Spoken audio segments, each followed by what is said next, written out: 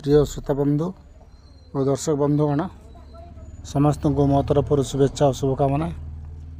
मु कैलाश चंद्र बेहेरा बालीगुड़ा कंधमाल जिलूर आपण मानक शुणा जाऊँगी गोटे जनाण जार शीर्षक हूँ जय माँ बीणा पाणी ताकू स्वर दे गाई श्रीमती आरती मिश्र ढेकानालू जहाँ आपण मैंने रेडियो महक नंबर 89.6 FM माध्यम शुणा पाइबे। बर्तमान शुणु गीति कविता जय माँ बीणा पाणी। जय जगन्नाथ। समस्त श्रोता बंधु मानक दर्शक बंधु मानक मोर हार्दिक शुभेच्छा अभिनंदन सहित भक्तिपूत प्रणाम।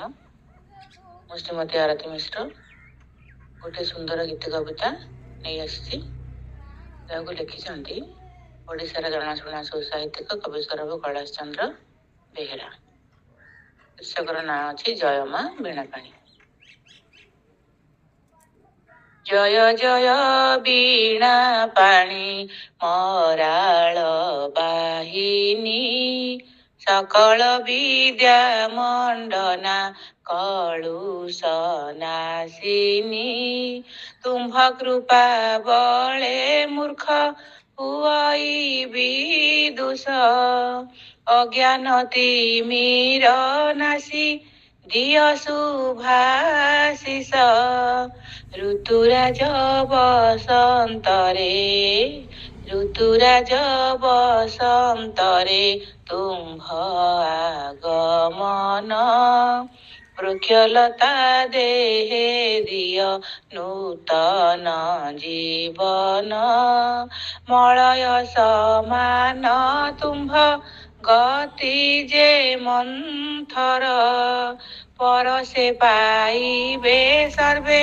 नवकले बर तब स्वरूप कुमात तब स्वरूप कुमात कि देवु उपमा सर्वगुणे परिपूर्णा विचित्र सुषमा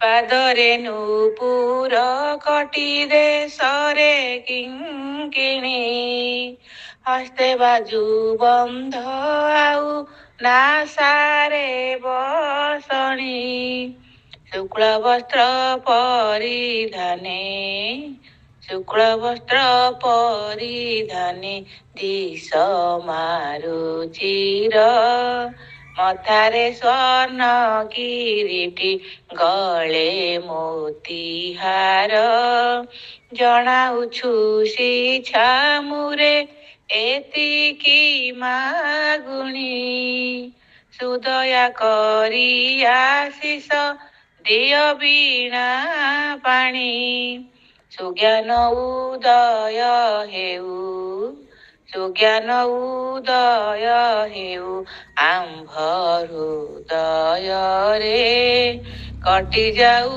आम्भ दिन कटि जाऊ आम्भ दिन पर उपकारे दूर हेउ आम्भ मनु लोभ मोह स्वार्थ सुमणिष हेबा पाई देखा सुपथ देश सेवारे आम्भर देश सेवारे आम्भर सदा मन रहु उत्कल जननीकर दुख घुंची जाऊ आजिर ए शुभ दिने घेन मा प्रणति सदा बेले रहु मोर तुम्भ पदे मती आजिर ए शुभ दिने घेन मा प्रणति सदा बेले रहु मोर तुम्भ पदे मती आजिर ए शुभ दिने आजिर ए शुभ दिने घेन मा प्रणति सदा बेले रहु मोर ତୁମ୍ଭ ପଦେ ମତି। ଧନ୍ୟବାଦ।